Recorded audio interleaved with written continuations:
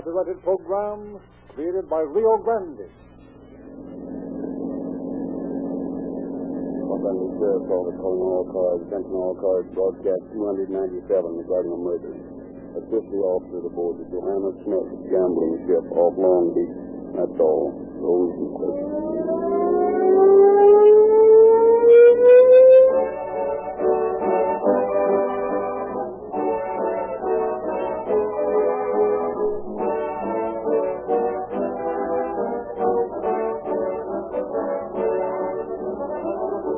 Most gasoline sold today are much improved over those of yesterday. But still, there is a difference. All-purpose Rio Grande crack is one of those different gasolines. Ordinary gasoline contains only 3 ingredients, while the new all-purpose Rio Grande crack contains 6 ingredients expertly blended. These 6 are crack, poly, straight run, casing head, stabilizer, and tetraethyl. These terms may mean little to you, but to a petroleum engineer and to your motor, they mean more power, more mileage, smoother performance, and more speed. These are the qualifications specified by the drivers of police cars, fire engines, ambulances, and other emergency equipment. In other words, our engineers have tailored our gasoline to conform to the demands of these exacting buyers of gasoline. And I assure you that when you purchase your gasoline from the red and white Rio Grande station, you'll get the same gasoline which is used in this important automotive equipment.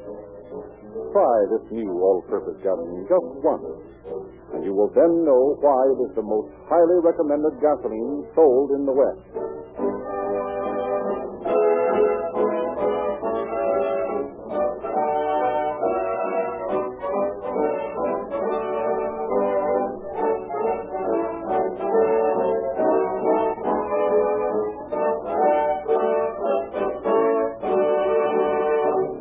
Although the story we are to hear tonight fell within the jurisdiction of the federal government, it was through the cooperation of the Office of Sheriff Eugene Viscaluse of Los Angeles County that the information we are about to present was secured.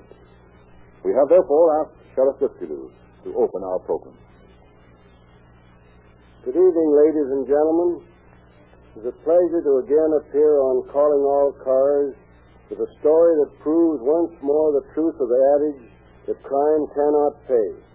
As you shall see as the program progresses, the mere existence of obstacles never deters a law enforcement officer from ultimately achieving his goals. Tonight's story was brought to its conclusion through the cooperation of officers from several jurisdictions.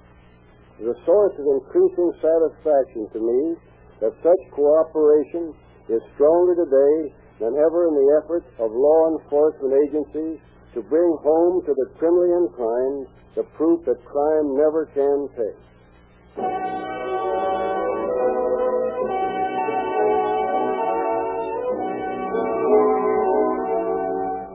Riding at anchor 7 miles out from shore at Long Beach, California, the gambling ship Johanna Smith rolled easily on the bosom of the Pacific. It was not yet midnight of September 20th, 1933, but already 240 patrons milled about in the ship's huge gambling room. What is that, you guys? Don't argue about it. Come on, guys. Send it before we're going. Do it. Come on, hit me. Oh, hit me again. Okay, I'm good. Make money. Look, Sugar Daddy. Drake came up again. Looks like you're in tonight, fella. That's what you think yourself, honey. I'm betting the worst on the next turn. Suddenly, from the forward promenade deck on the port side of the ship, 5 staccato reports crashed through the night. So absorbed that the players in the casino with none heard the shots, but with the keen ears of engineer Frank Kinsley in the boiler room below, it was a different story. Did you hear that, Sam? Yeah, it sounded like shots. Well, not only sounded like them, they were shots. Good night. You don't suppose somebody's got Bill, do you, Frank? No, probably some wise guy showing his girlfriend how well he can shoot. Yeah. More likely using the light bulbs in the rig as targets. I've known him to do that. Well, whatever it is, I'll darn soon put a stop to it. Want me to come with you? No, you better stick around here. I'll be back in a minute. Engineer Tinsley hurried on deck and into the casino. Nothing wrong there. He dashed up a short flight of stairs and groped his way to the forward promenade deck.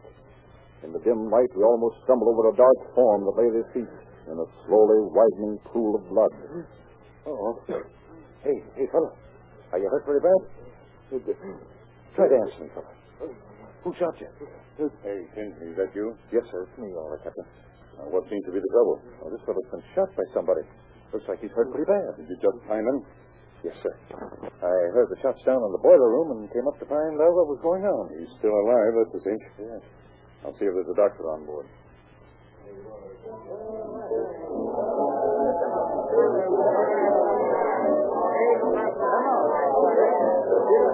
Hold up your van a minute, Bill. I want to make an announcement to the people here at the casino. Certainly, Captain.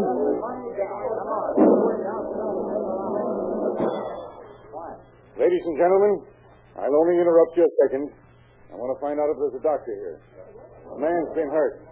If there's a doctor present, I'd like him to please step forward. Now, please. There's nothing to be alarmed about. I'll ask once more, is there a doctor here? No? Well, then I'm sorry, but all guests will remain in the casino for the time being. Now, I repeat, there's no need for alarm. I only ask you to amuse yourself here in the casino for the next 2 minutes. All right, Phil, go ahead.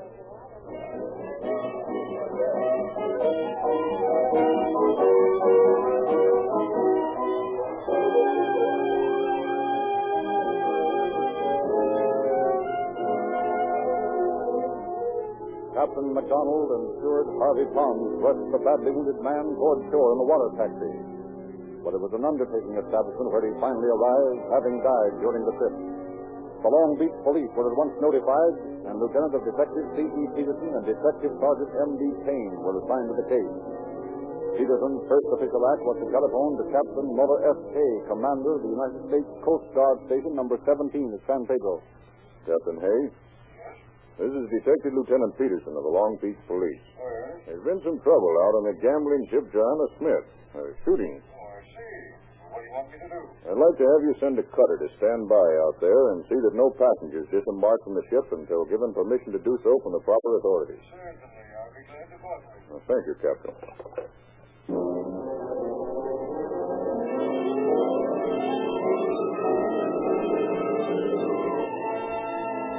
Special agents from the United States Department of Justice were also notified, and within a short time augmented the forces of the municipal police aboard the gambling vessel.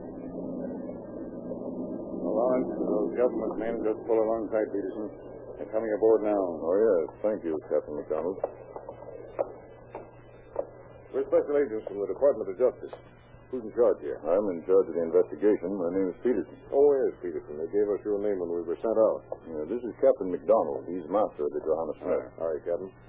I took a chance when I called you that this case would be in your jurisdiction. That's right. Murder on an American vessel on the high seas interests Uncle Sam, all right. Well, right up here is where the man's body was found. Any line on who might have killed him? Not yet. I found these 5 exploded shell cases on the deck. Came from a 32, eh? Yes. Here, what's this? Where? Embedded in the deck here. Looks like a steel-jacketed lead slug. Well, funny I missed that. Yeah, I'll have it out in a second. We'll take a look at it. Yeah, it's probably a 32 bullet, all right. Keep it with the shells, and we'll find out for sure later. What I want to know now is what happened here. Well, I was in the boiler room below, and I heard 5 shots fired up here. I ran on up and found the young man lying in a pool of blood. Who are you? My name's Tinsley, sir. I'm the engineer aboard. Mm-hmm. Go on. I asked this fellow who shot him. He couldn't answer. Then Captain McDonald came along. He and Harvey Pond. Harvey's the steward. They carried the man down to a water taxi. The boy died before we reached the docks. Never regained consciousness. You know who he was? I haven't the least idea. But I know whoever killed him is still on board this ship. How do you know that, Captain? Because nobody's been permitted to leave. Those are my orders before we took the boy's body to shore. Well, that was using your head. What about the murder gun, Peterson? Did you find it? Not yet. But we took these things off the dead man's body. Here, look them over. Mm-hmm. 32 caliber Colt automatic. Fully loaded, eh? Blood-stained road map. Hey, what's this? That's a Seaman's Certificate of Registration. The name's a little hard to make out. Let's see, it looks like Norman Lorraine. Is that how it looks to you? Yes, that's the name, all right. Where did he keep all this stuff? He had it in the inside pocket of his coat, the gun and everything. That's right. The road map was folded over the butt of the automatic. What does the murdered man look like? Young, rather good looking. I'd say between 20 and 25 years old, 6 feet tall, had curly black hair. Shot at close range, would you say? I think so. One bullet entered the side of his chest. He caught another in the stomach, and 2 went into his back. A 5th bullet just grazed him. Yeah. About how many guests have you aboard, Captain? 240, as I figured. How many in the crew? 65, including the waiters, musicians, dealers, and all. So now all we have to do is find out which of 305 people is the one we're looking for. Well, what do you think we better do first? Oh, I suppose we'll have to start by questioning every one of these people. What a job. While we're doing it, we better have a search made of the ship. See if anyone's hiding out somewhere or see if we can't find that gun. Why couldn't one of your special agents take Kinsley here and 3 or 4 members of the crew? We question the people in the casino. Yeah, that's an idea. Well, the sooner we get started, the sooner we'll find out something. That is, if we're going to find out anything.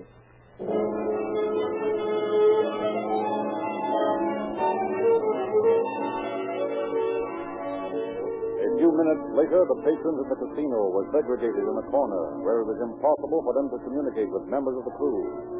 Then the trying task of questioning was begun. You know a young man named Norman Lorraine? No. Did you hear any shots fired? No. Is anyone missing from your party? No. Have you seen anyone acting suspiciously? No. Then began the questioning of the crew. It began to look hopeless that the officers would receive even a shred of information until at last 2 members of the ship's orchestra were approached. Did you hear any shots fired? Well, yes, at least something that sounded like shots. So did I, officer. Where were you boys when you heard these shots? Well, we were up on the upper deck having a cup of coffee. Yes?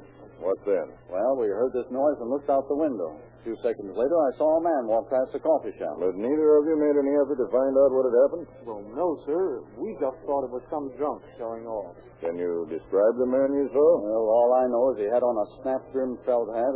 I think it was a gray one. I think he had on a gray suit, too, but might have been blue or maybe it was brown. I don't know. That's a big help. Well, it was pretty dark out there, and I only just caught a glimpse of him. Do you think you'd know him again if you saw him? Oh, me?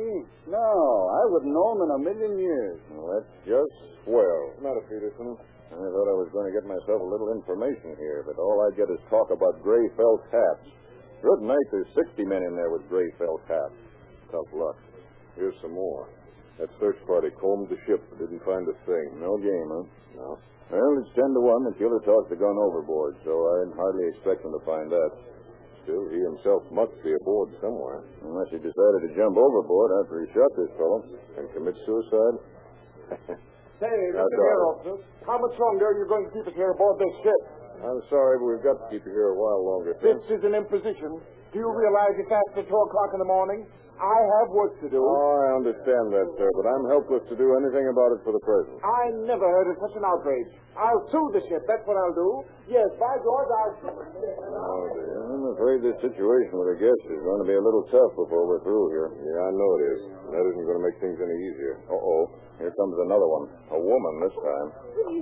Please, I've simply got to get home, officer. Please let me go. I wish I could, lady. I'd like to, but my hands are tied. But you don't understand. You see, well, my husband, he works all night, and if he gets home and finds I'm not there, It can't be done. Not yet, anyway. I'm sorry, lady. But don't you see? It won't help you to cry, lady. I can't let anyone off this ship. But you've got no right to hold us. We didn't do anything. Oh, what am I going to do? What am I going to tell him? Tell him you were up with a sick friend. This business is pretty apt to get a lot more serious. I'm beginning to wish we could catch this killer, if only to be able to send these people home. I'll agree with you on that. If we have to hold him many more hours, we'll have to have open mutiny staring us in the face.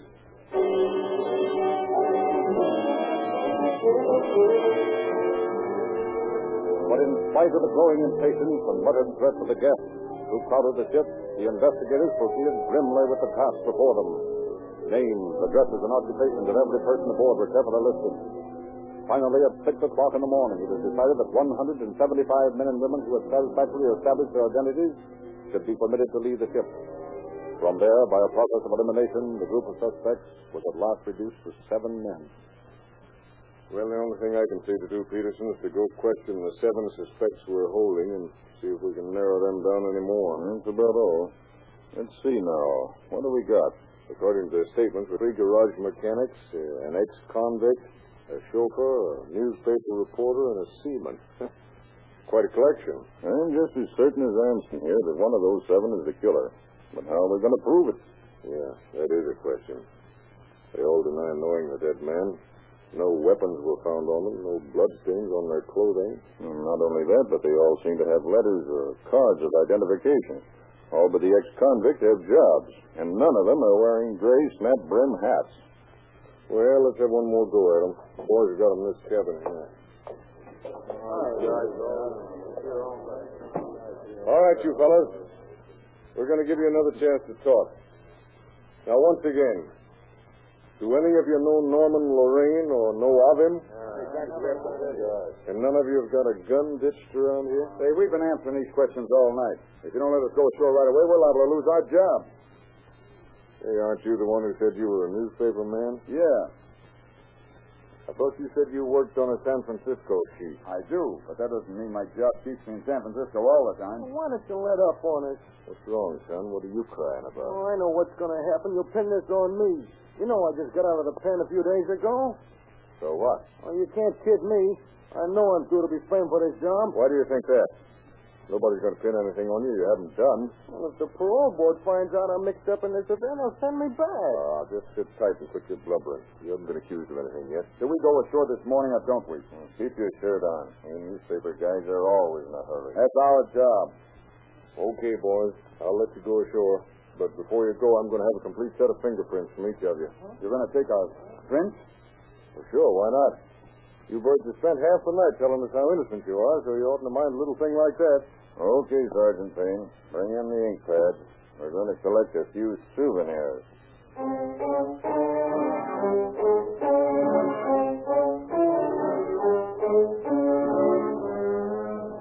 Shortly after 8 o'clock, the officers were in possession of the fingerprints they desired, and the last of the gambling ship's guests, including the 7 suspects, were aboard a water taxi bound for Long Beach. As one of the special agents stood on the landing platform of the Johanna Smith, repressed by his failure to apprehend the killer, the voice of one of the passengers floated back to him from the fastest steering boat.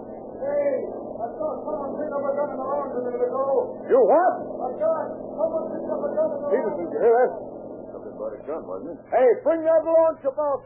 Bring those people back here to the ship. They'll never hear you, not with the fog and noise of the motor and all. Quick, we got to get those people back here. Hey, there's another launch down there. Attack the speedboats. Go head them off and get them back here. Right. I'll have that launch back here in no time. Where's Peterson going, sir? After that boatload of people had just left, Sergeant, someone yelled up to me that a gun had been found. A gun? Yeah. Let's go see what we can find out. There's a ship's watchman just going into the casino. Maybe he knows something. We'll ask him. Hey, just a minute there. Hey, what's that? Just a minute. Yes, it is. Did anyone find a gun? No, nobody ain't having the fun. I say, did anyone find a gun on board during the last few minutes? Oh, a gun. Let me see. Yes, I believe Abba found a gun. But it was too small to be the one you officers looking for. Who's Abba Dabba? He's the boat blacksmith. Everybody calls him Abba Dabba. Yeah, but it's just a nickname. Why didn't you report this right away? Well, it's not the gun you're looking for, mister. It's just a little old 32. A 32? Yeah. Get Abba Dabba here right away. Yeah, a liar one you don't call me. If you're Abba Dabba, you sure did. What's this about your finding a gun? Nothing. I just found one, that's all. Where'd you find it? In the man's smoking room. Why didn't you bring it to one of the officers? Well, like this, I done showed it to Watchman here. He pulled the trigger and take out the clip. Then they said, Abba Dabba just gonna eat much time. If you want, you can keep it. How'd you happen to find it? Oh, sir, all evening I've been finding a bottle hidden in the lounge. I've been drinking a little out of each bottle. That's why I feel the way I feel now. So I see. Well, what about this gun? Well, I just read find one of them big ass things and find it your gun. Where is it now? In that drawer where my shoe shine stuff is. Take a look at my Sergeant. This is here, don't you? Let's have a look at it. 32 caliber Mauser automatic. Been fired recently, too. Can I check it for fingerprint? Yeah, and right away. Yes, sir. You're sure you two fellas aren't shielding somebody? Some member of the crew who might have pulled this killing? No, sir, no. I never saw the gun until Abba Dabba showed it to me. I don't know a thing about it. Well, I wouldn't shoot nobody, not even my own self. I'd be too scared. Just like I told you. Well, this looks kind of funny to me. Well, don't look funny to me, sir. It look gruesome, powerful gruesome. Killing something I don't want no truck with. How's the gun look for prints, Sergeant? Looks like we're out of luck, sir. Gun's been handled by too many people since the crime was committed. I headed off the launch without any trouble, sir. The people are coming aboard now. But they're pretty hot under the collar. Well, that can't be helped, Peterson. You'd better bring those 7 suspects in here. I should worry about the rest. Okay. All right, boys. Send in the lads we printed. Okay. And we might add these 2 to the 7, for the time being, anyway. Who are they? The watchman and the boot black. I don't want to be adding nothing, sir. I just want to go home, give me some sleep. Hey, when are you cops got to finish with this monkey business? I've had about enough of it. You'll take it and like it. And that tone isn't going to do you any good either. I thought you fellas were going to let us go. We are, if you got the right answers to some questions. But they better be the right ones. I knew you guys would bring me back here and hang this on me. Hey, you seem to be dead set on getting stuck with this murder, don't you? What's the matter, your conscience? No, but I know how these things work out. If a guy's ever done a stretch, ain't they caught it? Wait a minute, officer. Let me talk. Oh, the newspaper reporter again, huh? Oh, what is it? I'm the man you're looking for. You're what? I say, I'm the man you're looking for. Oh, yeah? And what kind of a gun did you shoot Lorraine with? A Mauser. What did you do with it after the shooting? I kept it quite a while. Then hid it back to one of those sand-filled ash stands in the lounge. That was just before I was searched. What made you want to confess all of a sudden? Just to beat you to it, that's all. You just got me by my print. I knew the jig was up as soon as I heard the gun had been found. You willing to make a full statement? Sure. Why not? Here, take a look at this. Is this the gun you shot him with? Yeah. This is my gun. All right, then. Leave these other suspects out of here. We'll listen to what this fellow has to say. You told us your name was Sullivan. Was that right? No. It's Walsh. James J. Walsh. Where did you first meet Lorraine, the man you shot? We were cellmates at Leavenworth Penitentiary. Oh. Will you show us exactly how you committed this murder? Sure. We were walking along like this, see? There'd been an argument. Suddenly we stopped walking, and I let him have it. Like this. Mm-hmm. Cute. How long you been out of the pen, Walt? Since last March. Lorraine got out a few months later. And the two of you got together again, is that it? Yeah. We met in San Francisco. What did you do there? Not so much. Worked at a few jobs. Then we went to Sacramento. What then? Then on to Stockton and San Jose. Did you do any work at any of these last places? No. We looked for jobs, but we didn't find any. Where'd you buy your gun? I bought mine in Sacramento. Lorraine got a .32 automatic in San Jose. Why did you buy these guns?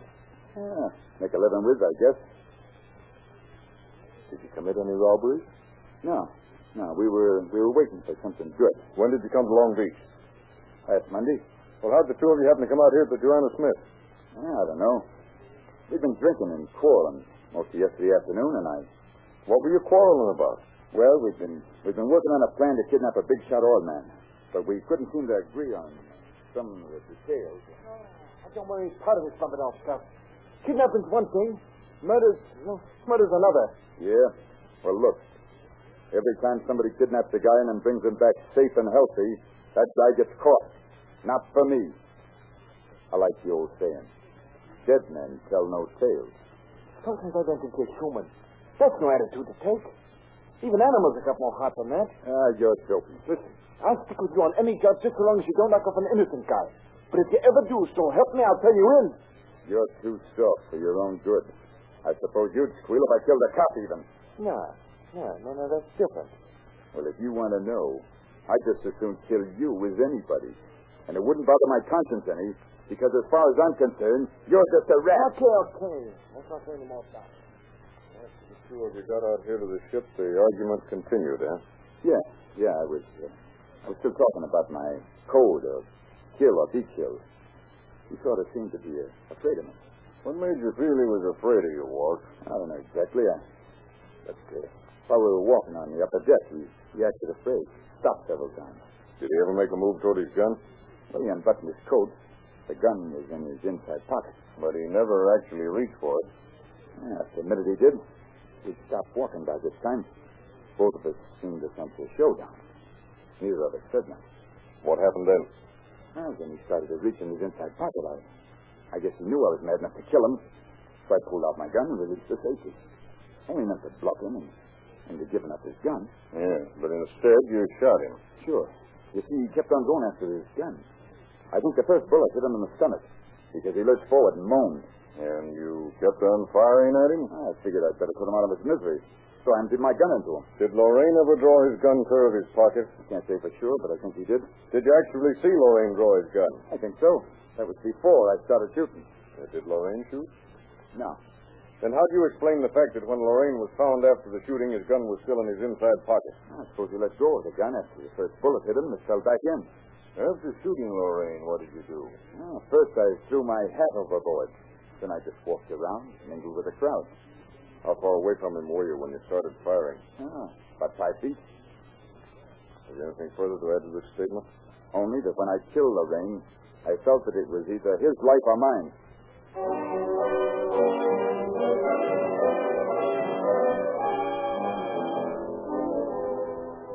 When the statement that James J. Walsh made to the officers had been transcribed, he read and signed it. However, just before the case went to trial, Detective Lieutenant Peterson and the special agent in charge of the government's case against the killer confronted him once more in his jail cell. Hello, Walsh. We just thought we'd drop in for a little talk. What about? The trial's coming up in a few days. I suppose I know it. Hey, we just wondered if you felt the same way about that confession. You hadn't thought of repudiating it in court, had you? No. Why? That's good. Because it'd be just a waste of time and cost the government a lot of money. How do you mean? Well, you see, it's been definitely proved that the bullets that killed Lorraine were fired from the gun you bought in Sacramento. Yeah? Yeah. Besides that, the man who sold it to you has positively identified you from photographs. So what? You guys had me nailed dead to rights? Right from the first place, didn't you? No, Walsh. I'm afraid we didn't. What do you mean? You had my prints on the gun. What else could I do but confess? No, we didn't have your prints on the gun. So many people had handled it after you did that it was all covered with smears. Not a print of any description. What are you guys trying to tell me? Thought I could have got away with it if I kept my mouth shut? You never could have gotten away with it, Walsh. We'd have found you out in the long run, but you sure saved us a lot of trouble. Well, I'll be hanged. You're telling me.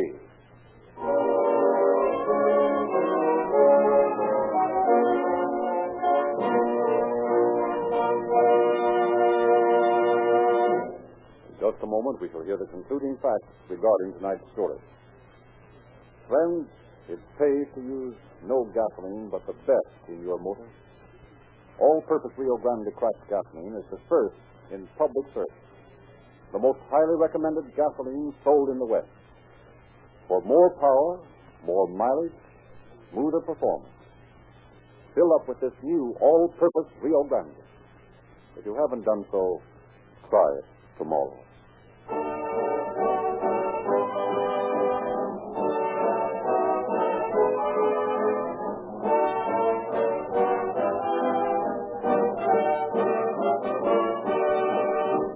Walsh was brought to trial in federal court before Judge Harry Holt.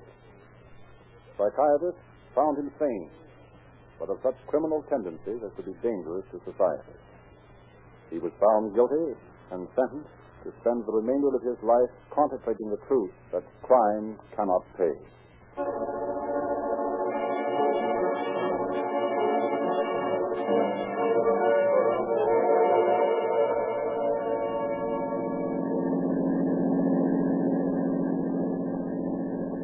Los Angeles Sheriff's Office calling all cars, attention all cars, to cancellation of broadcast 297 regarding a murder. Suspect in this case is now in custody. That's all. Rose Euclid.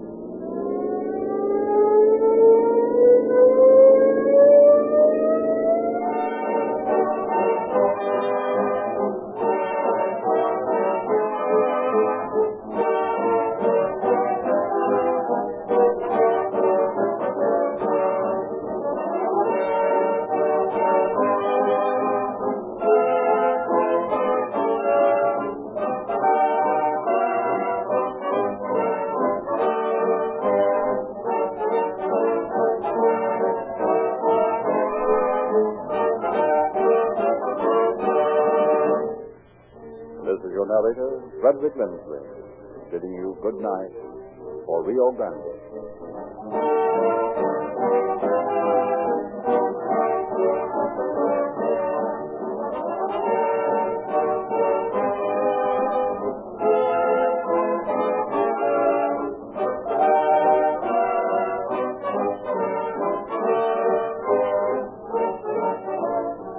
Next week at this time, Rio Grande will present The Case of the Missing Gun.